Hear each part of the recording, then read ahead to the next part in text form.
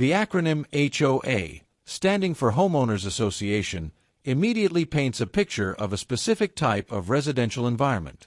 It's a landscape sculpted by rules, regulations, and a shared, often enforced, sense of community.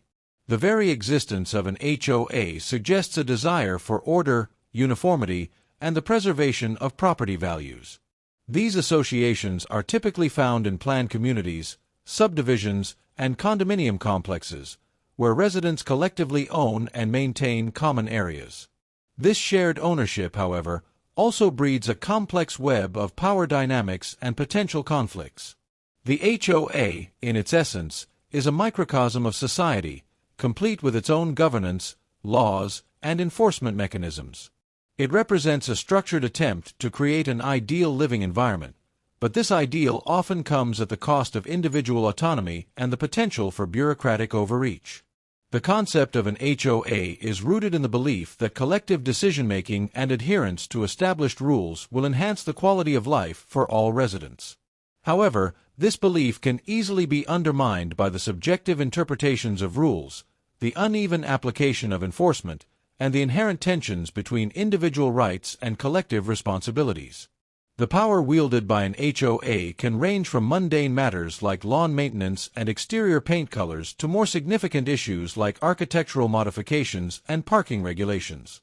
This power is typically exercised through a board of directors, elected by the homeowners, who are tasked with upholding the association's bylaws and enforcing its rules. The dynamics within an HOA can be highly charged, as residents grapple with a balance between personal preferences and community standards. The very act of living in an HOA necessitates a degree of compromise, a willingness to relinquish some individual freedoms for the perceived benefits of a well-maintained and regulated environment. However, this compromise can become a source of resentment when residents feel that their rights are being infringed upon or that the rules are being applied unfairly.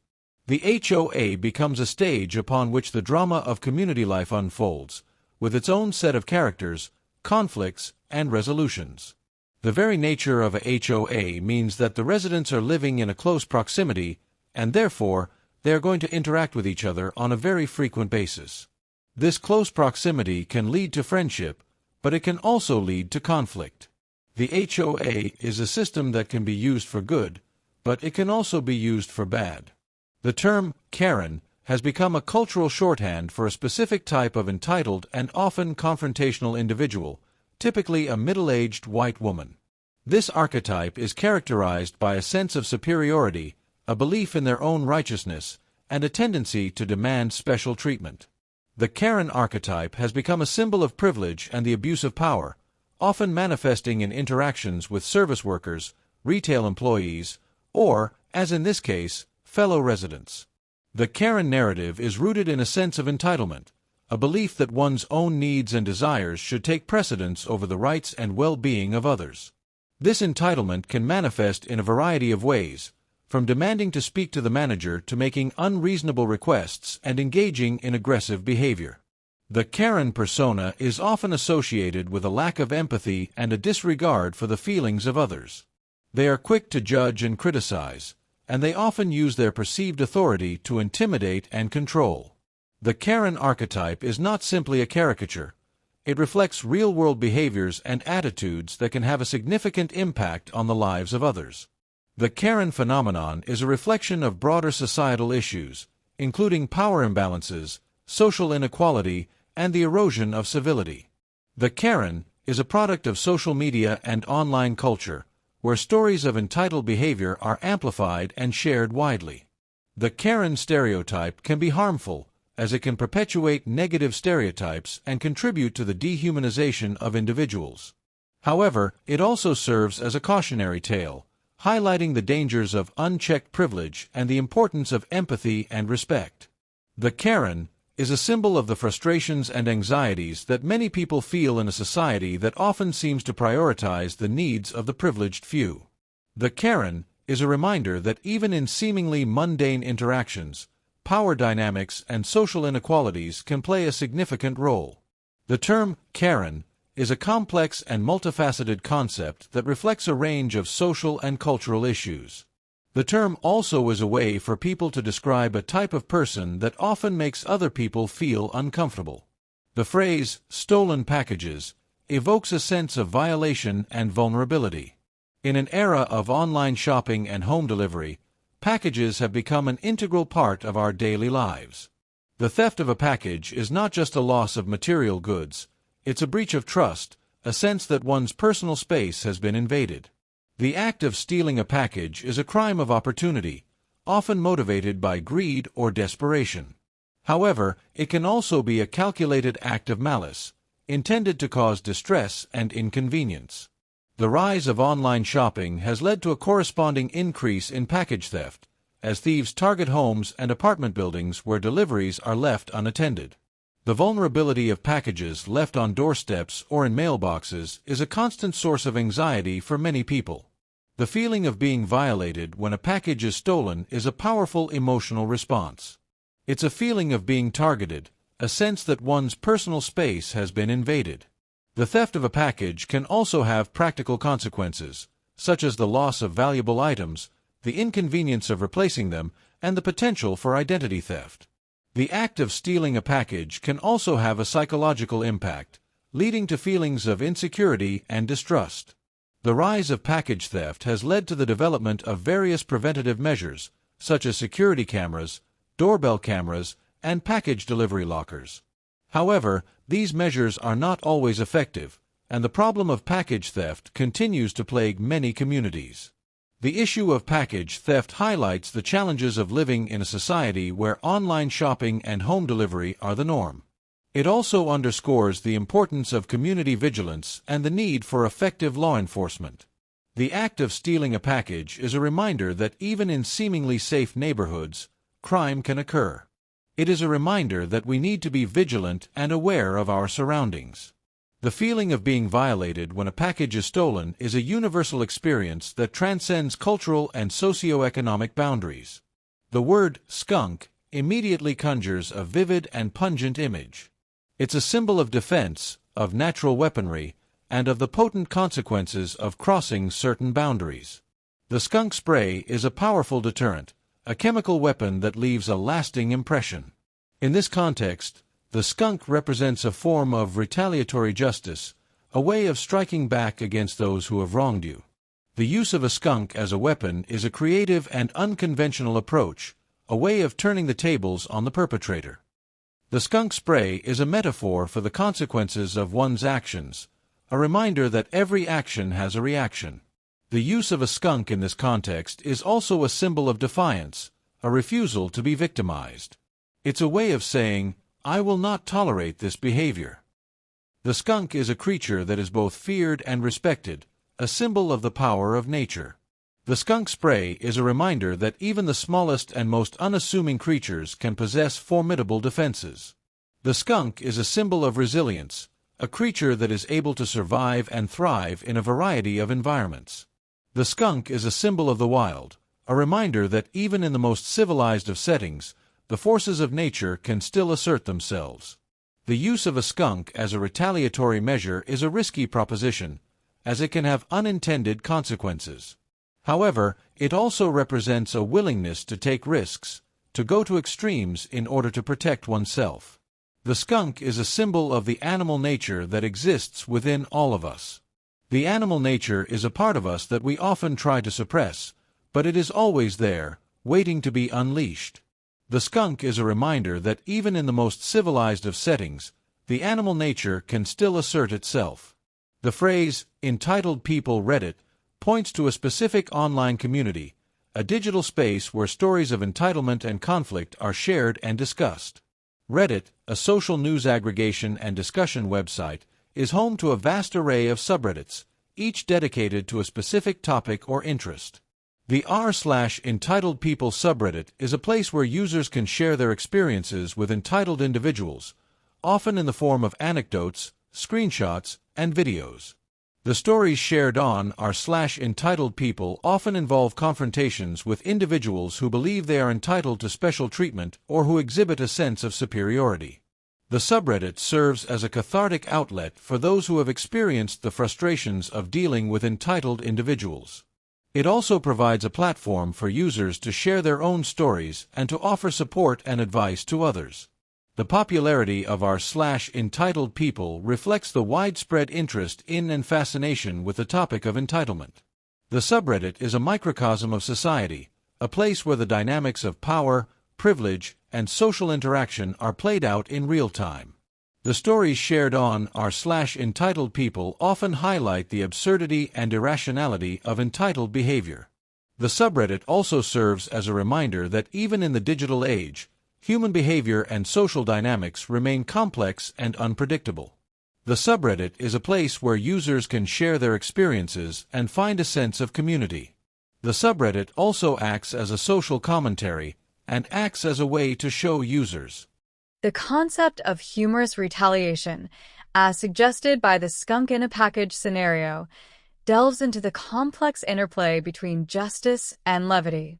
It's a response that seeks to inflict a form of punishment, but one that is laced with a sense of the absurd, a recognition of the inherent ridiculousness of the situation. This type of retaliation often arises from a feeling of powerlessness, a desire to reclaim agency in the face of injustice. It's a way of saying, "You may have wronged me, but I will not be defeated. I will turn your actions into a source of amusement, even if it's at your expense." The humor, in this context, is not merely a frivolous act. It's a weapon, a tool for subverting the perpetrator's intentions. By introducing an element of the ridiculous, the victim undermines the seriousness of the offense, transforming it into a spectacle of absurdity. The skunk, in this case, becomes a symbol of this subversive humor, a creature that embodies both the pungent reality of the situation and its inherent comedic potential. The act of placing a skunk in a package is a calculated risk, a gamble that the perpetrator's reaction will be one of shock and disgust, rather than anger or violence. It's a way of testing the boundaries of social norms, of pushing the limits of what is considered acceptable behavior. The humor, in this context, is a form of social commentary, a way of highlighting the absurdity of the perpetrator's actions. It's a way of saying, "Your behavior is so ridiculous that it deserves to be met with an equally ridiculous response." The element of surprise is a crucial component of this type of humorous retaliation. The perpetrator is caught off guard, unprepared for the unexpected turn of events. This element of surprise amplifies the comedic effect, transforming the situation into a moment of pure, unadulterated absurdity. The act of humorous retaliation is a way of reclaiming control over a situation that has spiraled out of control. It's a way of asserting one's own agency, of refusing to be a passive victim. The humor, in this context, is a form of empowerment, a way of turning a negative experience into a source of personal strength. This type of retaliation also serves as a warning, a message to the perpetrator that their actions will not go unpunished. It's a way of saying, "You may have gotten away with it this time, but I will be watching you. I will not hesitate to retaliate again." The humor, in this context, is a form of deterrence, a way of discouraging future transgressions. The act of humorous retaliation is a way of restoring balance to a situation that has been disrupted by injustice.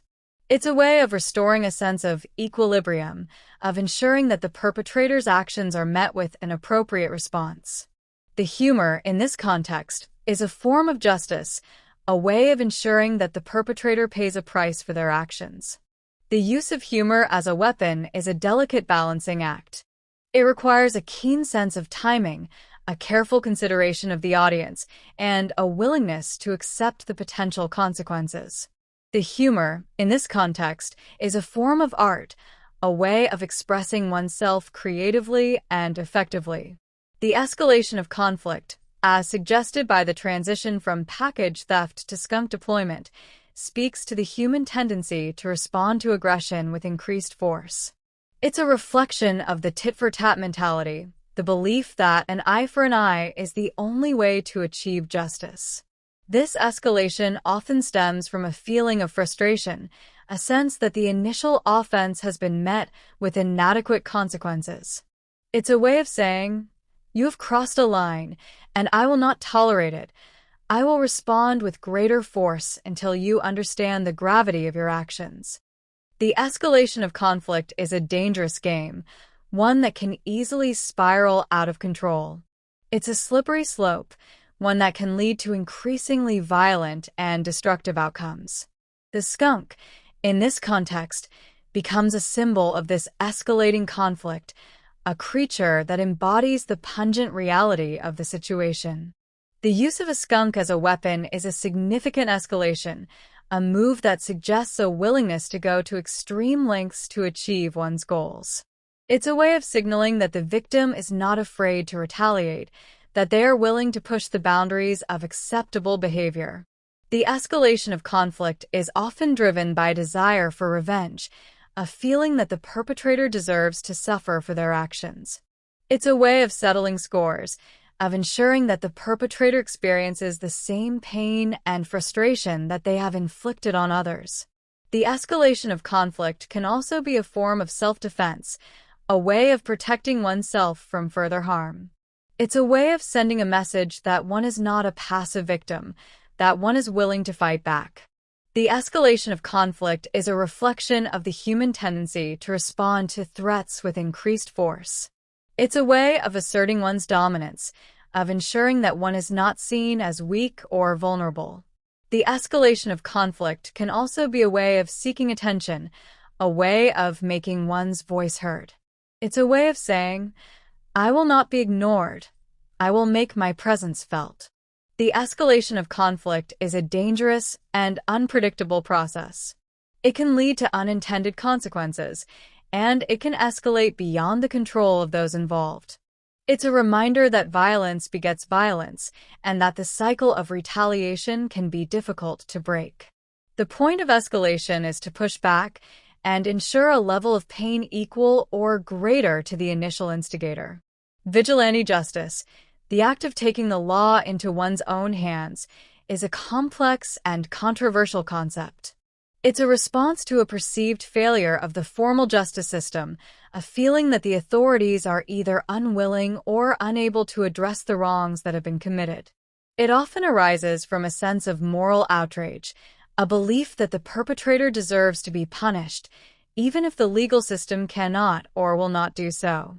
The skunk in a package scenario, in this context, becomes a symbol of this vigilante justice, a creative and unconventional approach to dispensing punishment. The act of placing a skunk in a package is a way of bypassing the traditional channels of justice, of taking matters into one's own hands. It's a way of saying, "I will not wait for the authorities to act. I will seek justice on my own terms." Vigilante justice is often driven by a desire for retribution, a feeling that the perpetrator deserves to suffer for their actions.